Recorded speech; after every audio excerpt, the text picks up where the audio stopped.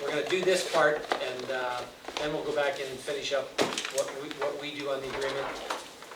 As far as the agreement is concerned, Jeff will be our counsel, will be incorporating a lot of our changes. That will come back to the authority for approval on those changes. And then once we do that, we will be turning it over to the mayor and his staff after we get through that process to start the back and forth, if that works for you all. We know that once the agreement is signed, the city goes out of Act 47, the state will no longer have oversight, and then that responsibility comes to us at the authority. So we want to be smart about what we're doing here and thorough, so that we get the job done.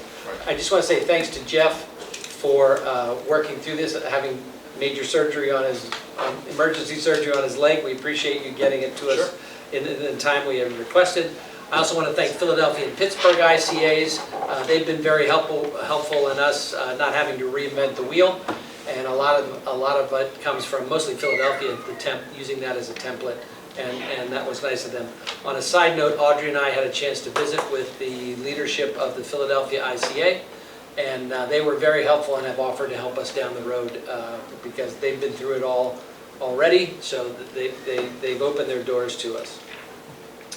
Under my report, there were a couple questions, just general questions not pertaining to the agreement that we had, and Jeff, if you would be willing to address them, Bruce, sorry, too many Jeffs, Bruce. And I had sent them to you earlier, and questions from authority members were, the first one being the money from the Lancaster Sewage and Water Authority, the escrow account, where does that go and how does that get used? So originally the money came from the sanitation fund back in 2013.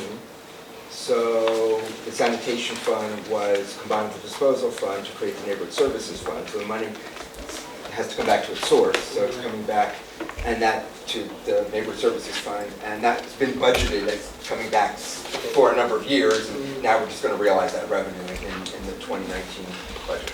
Okay, great. And chime in if anybody has additional questions about this subject, or I'm just going to keep it moving. Okay. Recent news on the trash lawsuit that's been brought up. Any concerns? Right. Obviously, we don't like to comment publicly on ongoing litigation. So. Yeah. We believe that the city's position is correct in terms of its rates and the governing sort of documents surrounding those, and we're going to fight the lawsuit vigorously. And any further comment, I would say, we want to speak to the city solicitor. Okay. All right. Thank you. And then the last question was, it's great the parking settlement has happened. What happens with that money? And so I don't know if you picked up on that from the news, but that actually happened last year. It's just, okay, there was a recent article in the Patriot. That's just them just getting around to reporting on it. Okay. So it actually, so that money, the fund that was what was then called the holdback fund, which was really just escrowed money that we believe should have been part of the waterfall payments from prior years.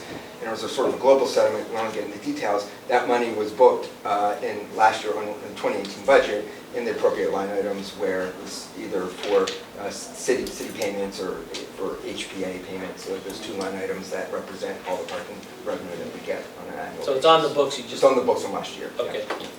All right. Great. Thank you.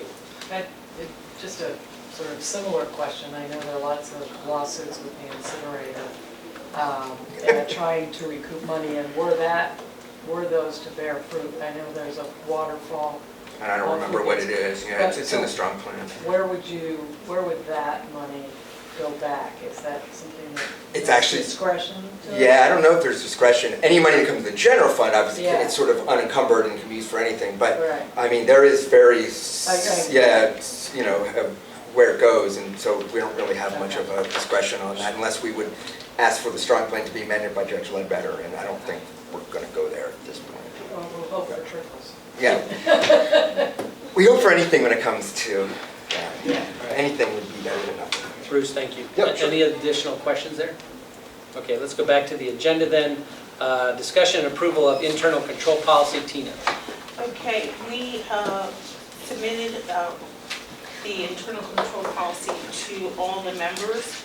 I won't go into detail, but we are asking that we appoint authority manager as the chief fiscal officer. It's pretty comprehensive, and all the checks and balances are in place to make sure that we have the internal controls. So I would like to make a motion that we approve the internal control policy. Okay, is there a second? Second. Any comments, changes? We all had a chance to review it over the past couple of weeks. So hearing none, all those in favor say aye. Aye. Opposed? Great, thank you. Thanks, Tina. Discussion approval of authority seal. Ralph, if you would take us through that. I will actually very pleased to announce that we have a web presence at hpgica.org. There's not much information on that web presence currently, but it exists. The consultant that was retained was Factory 44, and the principal there is Dave Robertson. It's not going to be a very robust website, but it does fulfill a necessary function that's required of the ICA. And Dave went ahead and designed a logo / seal for the authority, which will double as the logo. And he gave some coloring options inspired by the flag of the Commonwealth of Pennsylvania. And he asked if we would please direct him towards the color option that would be used. So one is black and white. There's one that incorporates gold, blue and gold. There's one that has 2 shades of blue, and then there's a monochromatic blue. And the choice of blue, I think, would be the darker color, although not rendered as such. So I would love to be able to respond to Dave with the selection of the seal, first the approval of the seal of the authority, and then the selection of the color palette for him to finalize, and it will actually appear on the website. It can be used in the future as well when we want to seal documents. Okay. Keep this moving so we're not doing color choices and all that kind of thing. I'm going to ask for a motion, get a motion on the floor as far as a choice, and then we can go back and forth about it. So follow you. So I'll fall first. Okay. I happen to like the gold and the dark blue just because it reflects the colors that are traditionally used with governmental entities in the state of Pennsylvania. Is that a motion? Sorry, I move that we accept the color palette of gold and dark blue. Is there a second? I'd be pleased to make a second. Okay. So, anybody have any discussion or additional thoughts? Or? Yes, I think we need the black and white one too. Yes, Yeah, Okay. yes. a little bit. Okay. For technical reasons, you always have to have the black and white, so Okay. both of those. Any other thoughts or comments? All right. All those in favor say aye. Aye. Opposed? Great. Thank you. That meets a requirement in the act that we have a seal, so we've met that. Let's go to review of bills paid, please. Okay, so this month, we actually have funds, and we are actually paying bills for the first time. We have for 5 invoices that we paid since our last meeting, so I'll go over their amounts. Factory 44 was paid $1,983. Schaefer and Engel Law Offices was paid $2,235.80. Mesh PA was paid $10,182. Mr. Vartan had a reimbursement of an expense for $15.44, and we paid Gunn and Maury LLC for our directors and officers insurance annual premium at an amount of $4,123. So we have an ending balance for this meeting of $81,460.76 still in our bank account. Okay. With that, that's the report of the Great. monthly bills. And that doesn't require approval. It doesn't say that we have to approve it, just that we have to report it. So Okay. it's reported. Great, thank you.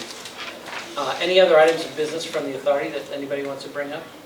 I just wanted to mention, if it's okay with everybody, once the website is actually fully functional, a lot of the things that we've been doing, like the internal control policies and the minutes and all those other things, will be all uploaded so that they're completely transparent and available to the public. Right now, they're sort of not in any particular place, but they will be as soon as we can get them all on the website. Thank you, Dave. Thanks, Jeffrey. Any other items? Okay. Any public comment today? I guess this is public comment, but just to talk about process. You've mentioned about the execution of the agreement ends Act 47. The process that we're anticipating is, because we are still under a long-term consent order with Judge Ledbetter, is that the two bodies, when they get to an agreement, they both approve before it is executed, would actually then go in an application for a final administrative order for the open docket. It's because there are some things that are 40 years long in that docket. So the court has a say one way or the other whether they're retaining jurisdiction on the parking deal, Lex Swama borrowing, maybe the AMPAC settlement agreement, because that goes out till 2036 or something. There's 4 or 5 items there that she has long-term. And basically, since they're court orders, I prefer not to ignore them. And go to her and basically say, this is the agreement. Upon execution, it would remove it. This is the proposals of what the court would hold on to jurisdiction for.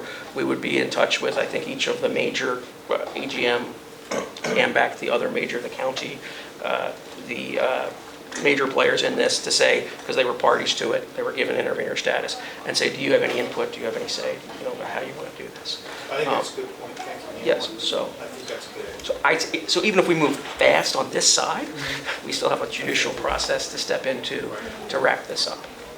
Thank you. Sure. I'm making you aware of that. Okay. Anyone else with comments? Mayor, care to say anything?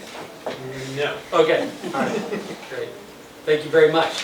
That concludes, yes, our next meeting is Wednesday, July 24th, and that will be here at the library. They've been very kind to us, and the room is available, so good things. I'll ask you for a motion of adjournment. To go back into executive To session? go back into executive session, yes. So moved, second? Second. All in favor? Aye. Thank you, opposed? Great. Thanks, everybody.